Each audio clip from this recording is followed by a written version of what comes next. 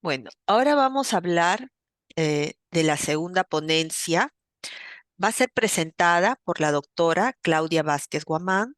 Ella es médico residente del tercer año de radiología de la Universidad Peruana Cayetano Heredia. Y ella nos va a hablar acerca del tema de prevención y evaluación previa al uso de los contrastes. Buenas tardes con todos. Eh, a manera de introducción, este, vamos a recordar que van a existir medios de contrastes, van a ser eh, hiperosmolares y hipoosmolares. Anteriormente se utilizaban los medios de contraste hiperosmolares y estas estaban más relacionadas con los eventos adversos. Actualmente se tiende a utilizar medios de contraste de baja osmolaridad. Esto ha hecho de que de alguna forma se disminuya la incidencia, se dice en menos del 1% de las reacciones adversas. Sin embargo, por la cantidad de estudios es empleado actualmente y por la necesidad que ahora es mayor, ya sea por la disponibilidad de equipos que tenemos, la necesidad de saber la prevención y el manejo y sobre todo la prevención, es importante conocer acerca de ello. Muchos de los presentes, son médicos generales probablemente, es importante que conozcan acerca de la prevención y del manejo de las reacciones adversas. Es esta presentación está basado en principalmente en una revisión, hecha por el Colegio Americano de Radiologías y la Asociación, de Anafilaxia, la Asociación Americana de Anafilaxia, eh, y Asma, e Inmunología, ¿no? Entonces, el primer paso que nosotros debemos de tener en cuenta es la documentación. El profesional sanitario debe documentar la aparición de una reacción de hipersensibilidad y especificar los síntomas que tiene. Asimismo, es importante especificar el agente que va a desencadenar, ¿no? ¿Qué tipo de contraste? No es solamente poner, se presentó una reacción adversa por un medio de contraste, pero tenemos que especificar qué tipo de medio de contraste es. Se tienen que actualizar los registros inexactos e incompletos. Eh, Asimismo, es importante recordar que no toda reacción adversa va a tener un antecedente previo. Se puede presentar una reacción que previamente el paciente nunca haya tenido eh, anteriormente. Entonces, ¿qué nos dice la guía o esta revisión hecha el año 2025? Eh, Vamos a empezar hablando acerca del uso de profilaxis, ya sea por medio de los glucocorticoides. Eh, Nosotros sabemos que el uso de corticoides ha disminuido en gran medida los daños. Sin embargo, es importante recordar que los glucocorticoides también tienen efectos adversos. Se dice que los efectos adversos más frecuentes van a ser una hiperglicemia transitoria de más de 48 horas, eh, leucocitosis transitoria también, cambios de ánimo, insomnio. Entonces, siempre hay que tener mucho cuidado con el uso de profilaxis. Debemos utilizarlo cuando realmente es necesario. Entonces, la primera pregunta. ¿Se recomienda la premedicación para reactores previos o reacciones leves? Reacciones leves, ya el doctor previamente ya lo ha mencionado. Entonces, para el caso de reacciones leves, no se recomienda la premedicación. Eh, en las reacciones de hipersensibilidad inmediata, eh, si es que hay una hipersensibilidad inmediata, se recomienda cambiar el agente de contraste. Tengamos en cuenta de que esto no, muchas veces no es posible en nuestro medio, sobre todo en hospitales del Ministerio de Salud, no tenemos esta posibilidad de cambiar el agente de contraste. Pero en caso de que sea posible, la guía recomienda que debemos de cambiar el agente de contraste reportado previamente. La otra pregunta es, ¿se recomienda la premedicación para reacciones moderadas y graves? En este caso, lo que la guía recomienda o esta revisión recomienda es dar la opción del estudio de imagen alternativo. Eh, y lo otro es que cuando las consecuencias adversas de la premedicación y el diagnóstico tardío sean pequeñas. Entonces, para estar más claros en este punto, en el caso de las reacciones moderadas, graves y severas, primero debemos de plantear un método alternativo en el caso de que el paciente tenga el antecedente. Si eso no es factible, se debe dar la opción de cambiar el agente de contraste. Y si eso no es factible, ahí recién deberíamos de utilizar la premedicación, posteriormente ya lo voy a explicar.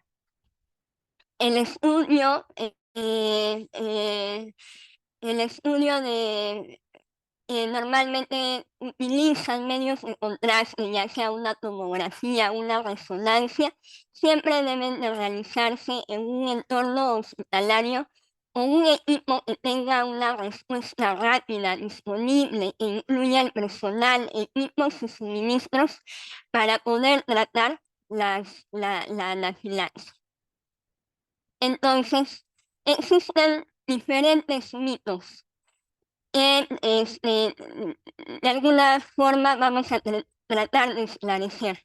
Eh, por ejemplo, no se recomienda la premedicación solo en casos aislados.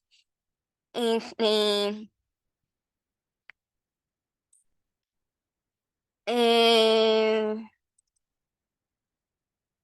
Claro, no se recomienda la premedicación solo en casos aislados de hipersensibilidad a agentes de contraste a base de gadolinium cuando el paciente va a recibir el medio de contraste intravenoso. No se va a recomendar la premedicación solo en casos aislados de asma. Es decir, o sea, si un paciente tiene asma, no es necesario utilizar una profilaxis, solo en casos aislados. También es importante recordar que aquellos pacientes que tienen alergia a diversos medicamentos, alergia a alimentos, sobre todo mariscos, alergia a picaduras de insectos, antecedentes de familiares o pacientes de sexo femenino que tengan asma, no es recomendable el uso de profilaxis. Tampoco se recomienda el uso de profilaxis en caso de una hipersensibilidad retardada. Y por último, no se va a recomendar la premedicación cuando la persona tenga alergia a mariscos. Esto no es indicación para que haya profilaxis. Entonces, existen ciertas formas también de prevenir. Vamos a ver el alentamiento de medios de contraste yodado. Van a mejorar el confort del paciente basándose en la observación clínica, va a disminuir la viscosidad, podría reducir el riesgo de extravasación del material de contraste, podría reducir la incidencia general de efectos adversos, eh, aunque esto sea de datos limitados, se considera ampliamente como una buena práctica, ¿no? El alentamiento de materiales de contraste ayudado. Asimismo, el ayuno antes se empleaba cuando se utilizaban los contrastes yodados hiperosmolares. Eh, pero actualmente no se recomienda el ayuno extremo, ¿no? Más adelante vamos a ver, existe un tiempo mínimo, pero no es necesario un ayuno prolongado. Vamos a ver en el caso de la tomografía, los pacientes ambulatorios deben de tener un ayuno de 4 horas sin restricción de líquidos. Los hospitalizados o pacientes de emergencia incluso pueden llegar a tener un ayuno de 2 horas sin restricción de líquidos. En el caso de la resonancia magnética, en estudios de abdomen, colangio, pelvis y cardio, los pacientes ambulatorios deben de tener una restricción de alimentos de 4 horas y en el caso de los hospitalizados también 2 horas, ¿no? Este, el tratamiento profiláctico de contrastes yodados este, se van a dar en pacientes que van a tener antecedentes de una reacción alérgica, pero aquí cabe recordar de que ya no se debe dar a aquellos pacientes que tienen una RANS leve, ¿no? Esto es en base a una revisión que lo hicieron previamente, pero actualmente no se recomienda utilizar para RANS leves, ¿ya? Entonces, la medicación que se va a dar en casos de que sea necesario la profilaxis va a consistir en prednisona de 50 miligramos, 13, 7 y 1 hora antes del estudio, la norfenamina 4 horas, vía oral, una hora antes del estudio. Si el paciente ha tenido alguna reacción severa, ya recordamos de que primero se debe de plantear otro método de estudio o utilizar otro agente de contraste, ¿no? Eh, en el caso de la premedicación en contrastes yodados, solamente en casos de emergencia real, el uso de corticoides no ha demostrado tener una efectividad a menos que se administre en menos de 6 horas. Esta medicación se va a basar en metilprednisolona de 40 miligramos vía endovenosa o hidrocortisona de 200 miligramos vía endovenosa 4 horas antes del estudio y antes de inyectar el contraste. Asimismo, clorfenamina 4 miligramos vía oral una hora antes. En caso de que haya una urgencia extrema, se puede utilizar hidrocortisona de 200 miligramos vía endovenosa y clorfenamina 4 miligramos vía oral una hora antes. En el caso de pacientes que van a tener falla renal y que tengan bajo o moderado riesgo, Se debe de utilizar una hidratación endovenosa de 500 mililitros con solución salina al 0,9% 1 hora antes y 1 hora después del estudio. Considerar recomendaciones del nefrólogo. Se puede utilizar N-acetilcisteína, ya sea por vía oral o vía endovenosa. Modificar la dosis en insuficiencia cardíaca. Ninguna profilaxis farmacológica, ya sea por medio de estatinas, vasodilatadores, antagonistas de receptores de mediadores vasoactivos, ha demostrado ofrecer una protección consistente contra la lesión renal aguda post contraste, ¿no? Entonces, ninguno de estos medicamentos nos va a garantizar de que no haya una lesión renal aguda. Entonces, es importante que tengamos en cuenta ello. Y bueno, como el doctor ya lo ha mencionado, existen ciertas patologías que nosotros deberíamos de tener en cuenta al momento de utilizar medios de contraste. Y una de ellas está el mieloma múltiple. Este es, vamos a ver, un paciente que tenga mieloma múltiple, que tenga una función renal normal, no tiene un riesgo de tener una lesión renal aguda pues contraste. Si están bien hidratados, no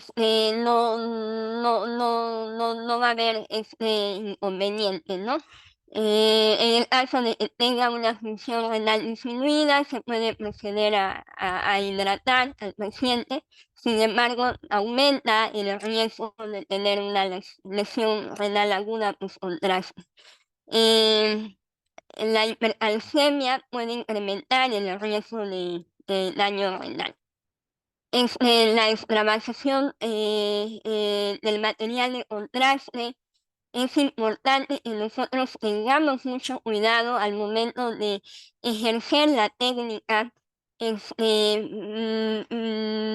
Debemos de tener el empleo de un inyector automático, hacer la punción en localizaciones subóptimas, el miembro inferior, en pequeñas venas discales, van a ser como un riesgo para que haya una extravasación del material de contraste. Utilizar este gran volumen de medios de contraste también nos pueden predisponer a una extravasación.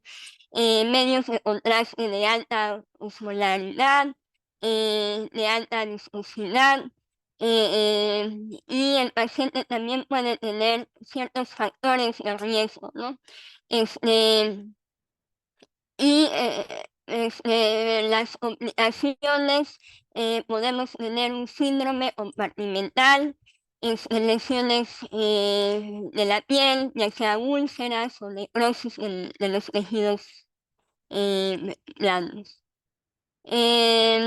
Entonces, lo que debemos hacer es reducir el riesgo, ya sea con una técnica de punción de forma meticulosa, usando una cánula plástica de tamaño adecuado, localizado en una vena apropiada, realizar una prueba con solución salina normal, usar un medio de contraste iodado no iónico, considerar el empleo de cánulas multiperforadas. El manejo puede incluir una radiografía simple o una tomografía, una resonancia para ver la parte afectada, ¿no? El tratamiento conservador, elevar el miembro afectado, aplicar bolsas de hielo, monitorizar al paciente. Si se sospecha de una lesión grave, realizar una interconsulta quirúrgica, ¿no? Sobre todo en los síndromes compartimentales que se pueden generar. Después vamos a tener la trombosis, todos los medios de contraste, especialmente los iónicos, van a tener propiedades anticoagulantes. Los medios de contraste iónicos de alta osmolaridad puede inducir trombosis debido al daño endotelial, ¿no? Especialmente en los procedimientos de flebografía. La recomendación es obligatoria una técnica geográfica meticulosa, siendo el factor más importante para reducir las complicaciones tromboembólicas. Deben utilizarse medios de contraste isoosmolares o de baja osmolaridad en procedimientos angiográficos, diagnósticos e intervencionistas, ¿no? En el caso de la anemia de células falciformes, este, los contrastes hiperosmolares pueden provocar la deformación dermatocítica de los hematíes, desencadenando una hemólisis y oclusión microvascular.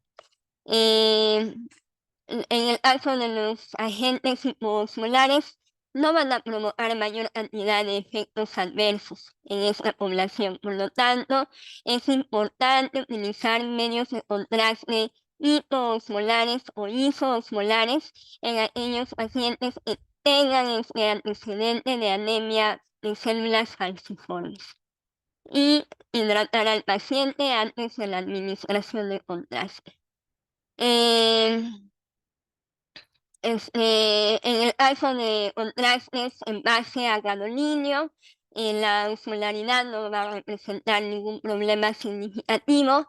No se han reportado efectos adversos que sugieran deformación drepanocítica. Y bueno, la recomendación es emplear cualquier agente de contraste. No se requiere ninguna preparación especial. En el caso de los feocromocitomas y paragangliomas, antes de la administración endovenosa de un agente de contraste, no es necesaria una preparación especial. Antes de la administración intraarterial del medio de contraste iodado, se recomienda el uso de beta-adrenérgicos o fármacos orales de baja superposición, ¿no? Eh, en el caso del embarazo, se debe, eso ya lo ha mencionado mi colega, solamente para recordar, en el caso de los contrastes iodados, el estudio no puede realizarse en el caso de las gestantes eh, eh, sin el uso de contraste. El estudio es de necesidad vital para la salud de la gestante y el feto. Solamente en esa condición se van a utilizar, ¿no? El médico tratante considera que no es prudente esperar el fin de la gestación para el estudio. La gestante es consciente de los riesgos potenciales.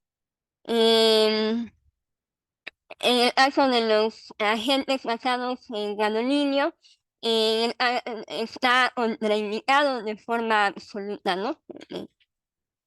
Y bueno, eso ya mi compañero también lo ha explicado de manera detallada. Eh, y bueno, en el caso de los exámenes auxiliares en laboratorio, eh, se pueden hacer después de 24 horas el estudio, 48 horas después, en el caso de los pacientes con falla renal. eh, y esos pueden alterar el resultado del perfil de coagulación, proteinuria, albúmina y hierro, ¿no? En el caso de los radioisótopos, luego de la administración de contraste, no se podrá realizar estudios diagnósticos, terapéuticos o yodo reactivo. Eh, en el caso de los estudios con yodo radioactivo y tecnesio 99, debe realizarse 24 horas antes del estudio de contraste. Y en el caso de la miastenia gravis, no hay contraindicación de estos agentes medios de contraste.